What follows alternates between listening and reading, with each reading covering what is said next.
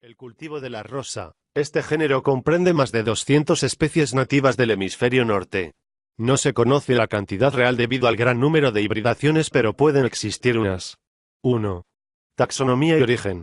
El género rosa comprende más de 200 especies nativas del hemisferio norte. No se conoce la cantidad real debido al gran número de hibridaciones, pero se calcula que pueden existir unas 40.000 variedades. Actualmente, las variedades comerciales de rosa son híbridos de especies de rosas ya desaparecidas. 2. Morfología. Los rosales son plantas arbustivas, algunas trepadoras, con tallo generalmente espinoso que alcanzan de 2-5 metros de altura. Tallo, presentan tallos semileñosos, casi siempre erectos. En ocasiones son rastreros, de textura, en su mayoría rugosa y escamosos, con notables formaciones epidérmicas de variadas formas, estípulas persistentes y bien desarrolladas, espinas. Hoja, sus hojas pueden ser perennes o caducas, pecioladas, compuestas e imparipinnadas, con foliolos de margen cerrado, 5-11 foliolos. Por lo general, suelen presentar glándulas anexas sobre los márgenes que pueden ser odoríferas o no. Flor. Debido a la gran cantidad de hibridaciones, existen flores de diversas formas y características diferentes. Por lo general, son hermafroditas, con simetría radial, perianto bien desarrollado y se disponen de forma solitaria o en inflorescencias en corimbo. Fruto, es conocido como cinorrodón. Se trata de un poliaquenio encerrado en un receptáculo carnoso, oval y de color rojizo en su madurez. 2.1. Clasificación. Según la clasificación de la Federación Mundial de la Rosa, existen principalmente 3 grupos: especies silvestres, son aquellos rosales que crecen en la naturaleza, y de las cuales descienden la mayoría de las rosas existentes en el mercado. Dentro de este grupo se encuentran, entre otras, las siguientes especies: Rosa banksiae, Rosa canina, Rosa centifolia, Rosa eglanteria, Rosa gallica, Rosa rugosa, Rosa virginiana y Rosa multiflora. 6. Plagas y enfermedades. 6.1. Plagas. Araña roja, Tetranixus urticae, se trata de la plaga más grave en el cultivo del rosal. Se desarrolla, principalmente, cuando la humedad relativa en el ambiente es baja y las temperaturas elevadas. Los síntomas se manifiestan con la presencia de un punteado o manchas finas amarillentas en el haza de las hojas. Posteriormente, estas punteaduras se tornan de color marrón y se abarquillan, ocasionando finalmente la desecación y caída de la hoja. Es frecuente encontrar finas telarañas en el embés de las hojas afectadas.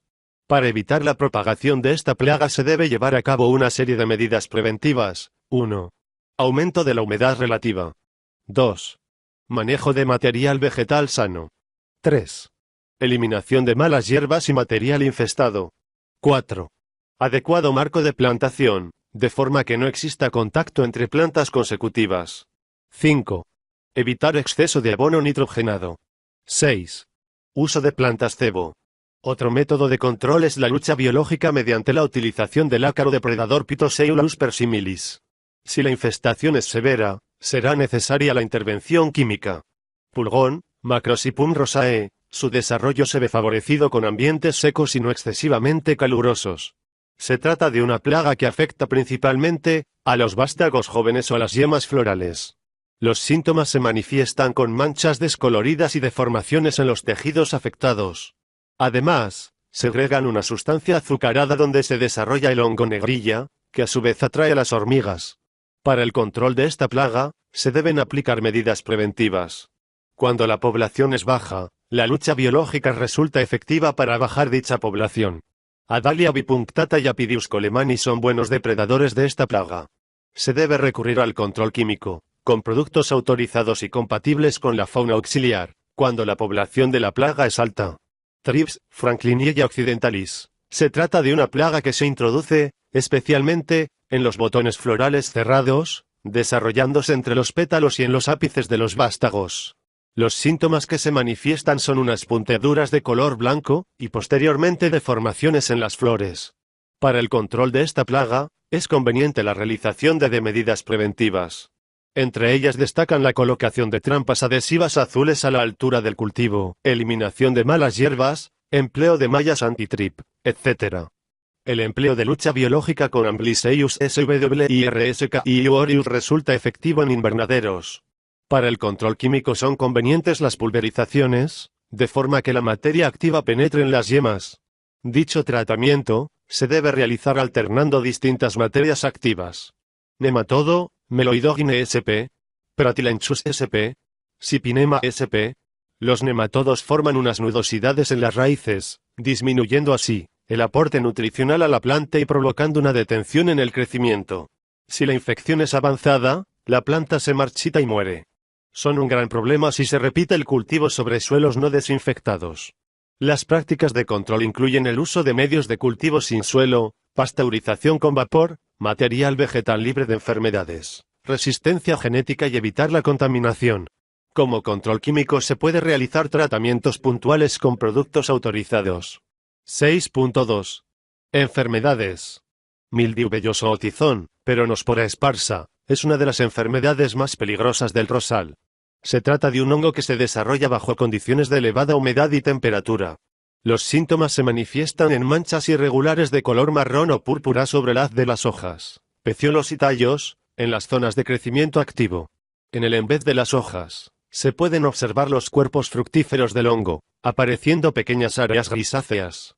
Para el control de esta enfermedad se debe realizar medidas preventivas como mantener una buena ventilación del invernadero, utilización de material vegetal sano, evitar películas de agua sobre la planta, desinfectación de sustrato, herramienta de poda, etc. Se deben realizar, también, tratamientos preventivos como productos autorizados.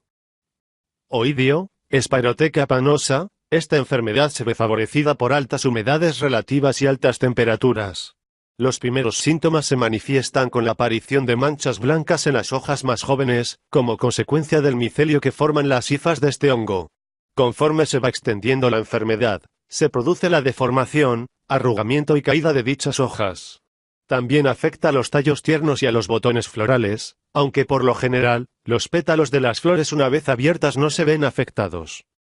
Para esta enfermedad, es muy importante el control preventivo, ya que las infecciones severas son muy costosas de eliminar. Para ello, se debe mantener el control de temperatura y humedad, evitar la suculencia de los tejidos, eliminación de los tejidos infectados, desinfectación de herramientas, etc. Como control químico, se recomienda realizar tratamientos con productos a base de azufre. Roya, Phragmidium disciflorum. El desarrollo de Phragmidium disciflorum se ve favorecido por las bajas temperaturas y elevadas humedades relativas. Los síntomas se manifiestan con un crecimiento fúngico grisáceo sobre hojas, flores, tallo, etc. Generalmente, esta enfermedad se caracteriza por la aparición de pústulas de color naranja en el en vez de las hojas. Para su control, se debe controlar las condiciones ambientales, desinfectar todo tipo de material, controlar la fertilización nitrogenada, ya que un exceso favorece su aparición, y realizar tratamientos preventivos con productos autorizados. Moho gris, Botrytis cinerea, este hongo necesita tejidos heridos o senescentes para afectar a la planta, así como humedad ambiental y temperatura elevada. Su aparición da lugar a un crecimiento fúngico gris sobre hojas, tallos, flores, etc. El control de este hongo es muy importante debido a su capacidad para sobrevivir como saprófito. Se debe evitar el exceso de humedad, ya sea disminuyendo la dosis y frecuencia de riego, espaciando las plantas o ventilando. También es conveniente retirar tejidos enfermos, cortándolos a ras de tallo utilizando siempre herramientas desinfectadas. Si el ataque es severo, se debe recurrir al control químico. Se recomienda alternar productos de diferentes grupos sistémicos. Agallas o tumores, Agrobacterium tumefaciens, se trata de una bacteria que penetra desde el suelo por las raíces o a través de tumores en condiciones de humedad. Aparecen agallas normalmente en el tallo, hasta una altura de 50 centímetros sobre el suelo, y ocasionalmente en las hojas y tallos. Las agallas aparecen como pequeñas masas de tejido calloso, que posteriormente se agrandan. Si el ataque es severo, las plantas afectadas por esta enfermedad se deben desechar. Se tratarán con productos cúpricos y se procederá a la desinfección del suelo con vapor. El control biológico de la agalla de corona es posible utilizando Agrobacterium radiobacter, cepa K84. Mosaicos foliares, esta denominación agrupa a diversas manifestaciones virales que afectan al follaje del rosal.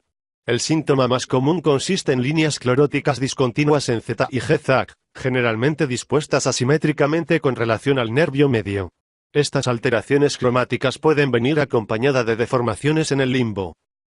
En una misma plantación, el grado de exteriorización y la severidad de los síntomas varían de un año a otro y no apareciendo nunca sobre el total del follaje, limitándose a algunas ramas, o pisos de hojas situados sobre la misma rama, quedando las demás partes del vegetal aparentemente sanas.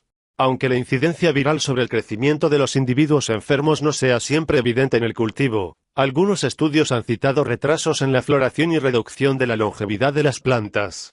La prevención contra las enfermedades víricas se basan en combatir los agentes que propagan la infección, pulgones, ácaros, thrips, etc., la limpieza de malas hierbas o especies dentro y fuera del invernadero y en evitar la transmisión mecánica, pues en ocasiones esta última suele ser la única vía de contaminación. Por tanto, las medidas preventivas a tener en cuenta son las siguientes: eliminación de las plantas enfermas y de las plantas sospechosas. Las herramientas empleadas en la multiplicación, recolección de flores y cortes de hojas, deberán esterilizarse. No emplear sustratos contaminados de raíces infectadas, ni aguas de drenaje de plantas viróticas. Hacer test cada 2 o 3 años cuando se introducen nuevas variedades. 7. Fisiopatías. Caída de hojas. La caída de hojas puede tener su origen en diversas causas. Por un lado, cualquier cambio brusco en el nivel de crecimiento puede determinar cierto grado de defoliación. El área situada alrededor de los pecíolos se expande rápidamente, aumentando el diámetro del tallo en ese punto. Sin embargo, la base de los pecíolos que no presentan tejido meristemático no pueden expandirse, causando la ruptura del tejido del pecíolo y, por consiguiente, la caída de la hoja. Las enfermedades que dan lugar a la producción de etileno también pueden causar la defoliación. Este mismo efecto también se produce con la presencia de gases como el dióxido de azufre y el amoníaco. Tallos ciegos son tallos que no desarrollan flor debido a una insuficiente iluminación o a altas temperaturas durante el crecimiento. Pétalos oscuros se debe al oscurecimiento de los pétalos externos como consecuencia de una alta irradiación solar. Cuello doblado o cabeceo se origina cuando se corta el pimpollo demasiado cerrado, debido a la falta de lignificación de los tejidos vasculares del pedúnculo. Distorsión y enroscamiento de hojas y tallos jóvenes son consecuencia de frecuentes fitotoxicidades causadas por herbicidas. 8. Recolección. La recolección se debe realizar a primera hora de la mañana o a última de la tarde.